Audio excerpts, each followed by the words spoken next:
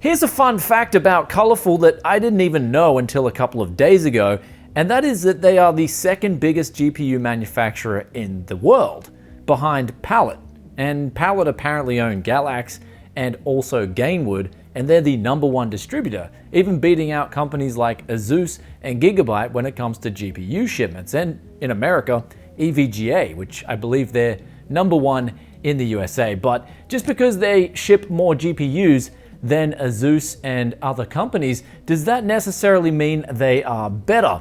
Well, today is a very big and pleasant surprise for me, and I mean big because this cooler weighs in at over 1,450 grams, being 1,488 grams on its own, and then the whole graphics card weighs in at 2.075 kg, making it a mammoth, pretty much the same size as the founder's RTX 3090, which was pretty much the biggest graphics card I have seen to date. Now they've got 390mm dual ball bearing fans, and on the middle of the fans, they've got the logo that doesn't spin with the fans themselves. So that is a welcome addition, not just for aesthetics, but also when I see these logos on these graphics cards, when they start spinning around, it can look a little bit annoying. So especially on a flagship graphics card or a flagship model like the Vulcan here. Now I am wearing these white gloves, and you're probably thinking, why are you wearing white gloves in a review of a graphics card, Brian?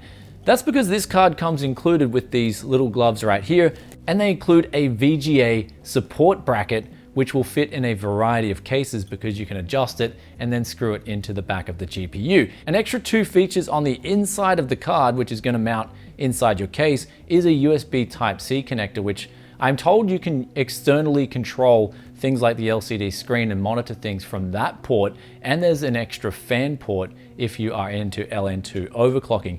Then the big difference on this card versus a lot of other cards is this LCD screen right here. Now, I was actually, at first going into this, I was like, okay, this is gonna be some tacky LCD screen that's not gonna do much, but after using it, I was really pleasantly surprised in that you can rotate it 90 degrees, so if you're mounting it traditionally or if you're vertically mounting it inside of a case, the LCD screen is going to be useful in that regard. And what you can do with this LCD screen is actually quite impressive. You can monitor CPU temps, loads, as well as GPU temps and loads, fan speeds, VRAM usage, and you can split that to 2 different screens, which is my personal favorite, especially while you're gaming. It can tell you if the GPU is being utilized at 100%, which is generally what you're going to want with an RTX 3080. And another cool feature in the software itself is that you can rotate that vertically on the display. So if you're building in, say, a Silverstone LDO3, which I have in the past, your GPU will kind of be going in a vertical sense, but in a tall sense. And so the LCD screen will still be useful in that regard as well, if you're looking at it from a different way. So very nice implementation. And it's also got a 60 FPS refresh rate, so it looks very smooth, and it's also high res. So not tacky whatsoever. And if you're in the market for a flagship GPU, for instance, you want a Strix or something like that, then this is gonna give you something that the Strix isn't going to give you. And going over the back of the card, you've got your HDMI 2.1 out, 3 DisplayPort outs, which is standard on the RTX 3080. But above that, you've got an introduction of a button. And this isn't gonna launch anything, don't worry. It's actually a dual BIOS switch where if you press it in, it'll turn on OC mode. And so here's where we'll get into the 1080p numbers and the 1440p numbers and the 4K numbers, where we can see that the OC mode here is going to juice a little bit more power, but it's actually going to give you a little boost on your RTX 3080, which is actually more significant than other OC models that I've seen come through here, in that also in the future, if you're running games and they potentially crash or whatnot, then you can quickly just turn the computer off, take this button off, and then you'll be back to normal mode.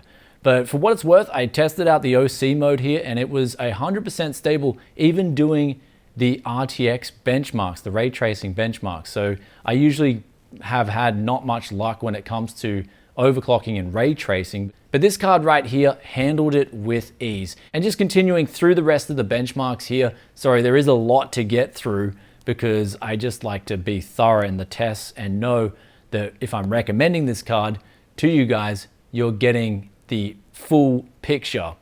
like quite literally. And that's what you are getting with the OC mode, and turned off, it's going to perform similar to pretty much all the other RTX 3080s that have come through here.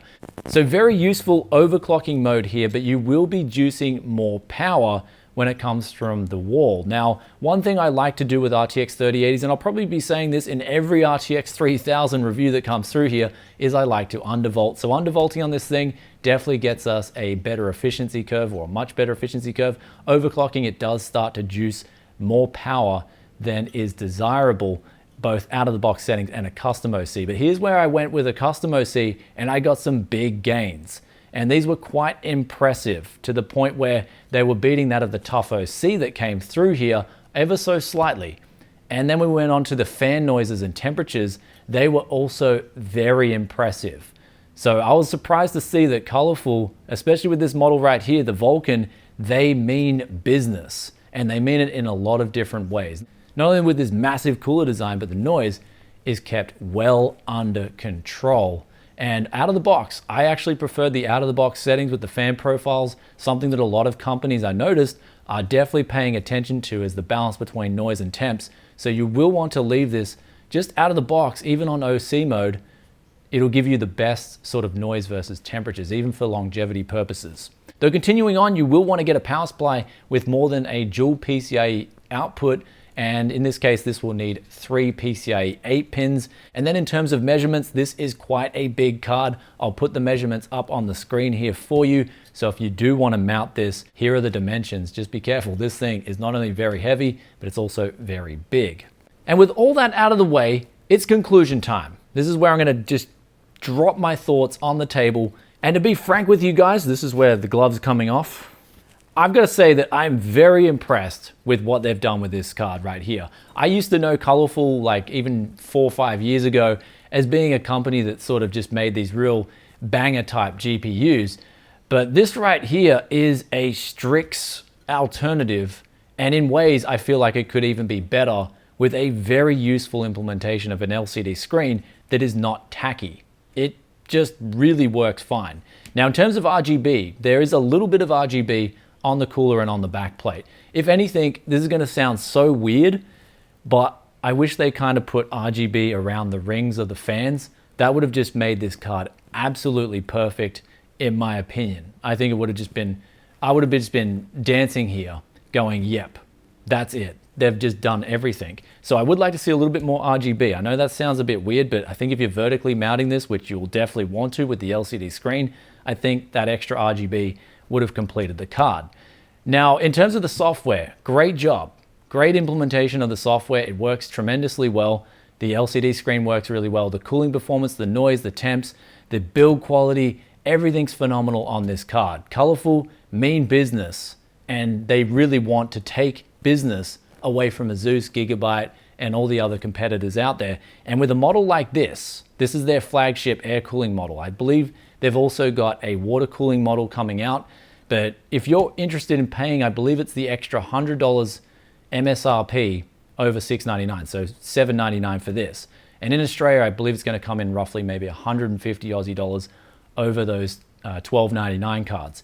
If you're interested in getting something that is pretty much going to be like a Strix, but have a little bit more, then this is going to be the card for you. I was really impressed. Another thing as well, when I pulled the cooler off, I looked at the VRM solution. They're giving you 23 phases directly to the GPU itself, and then there's another 6 phases on top. So 29 phases in total on this GPU. So they really have gone from the ground up to make sure that they've got a GPU that works phenomenally well. So very impressive job. All I'm going to say from here on in, if you see this thing in my main rig, then do not be surprised. It is just that good. But something like this, really impressive, really good job. And if it's in stock and it's the right price, then this card is definitely going to impress. And you've got all these cool little features like gloves, and you got the LCD screen, the VGA bracket support system. And also got to say from here on in is that Colorful, very good job. I'm definitely going to be keeping my eyes out on this company and seeing what they release in the next few months. Anyway, guys, that about does it for today's review. Also, if you're interested in the capacitors at the back of the GPU, they're using the 4 big, 2 little sectors in the middle. This is the same as the Founders Edition. And if you have any questions or comments, then be sure to drop that down below and I'll get back to you as soon as I can. And with that aside, I'll catch you in another tech video very soon, just after this question of the day here, which comes from The Last Shippy, and they ask, what flavor of tea are you drinking? And so for me personally, I like to drink, in the morning, I've got a little routine going where I'll drink a Earl Grey with honey and cinnamon, and then I will drink after that 2 cups of green tea. So I have 3 cups of tea in the morning. I mean, it might be a bit excessive, but I love my tea. So it usually alternates between Earl Grey in the morning. First thing in the morning is Earl Grey, then followed by 2 green teas. Then after lunchtime, I don't drink any more green tea because it's got caffeine in it. Caffeine keeps me up if I drink it past lunchtime. So that's my tea drinking session right there. It alternates between Earl Grey and green tea. Let us know in the description below too. What tea are you drinking? Love reading your thoughts and opinions as always, and I'll catch you in another tech video very soon. Peace out for now. Bye.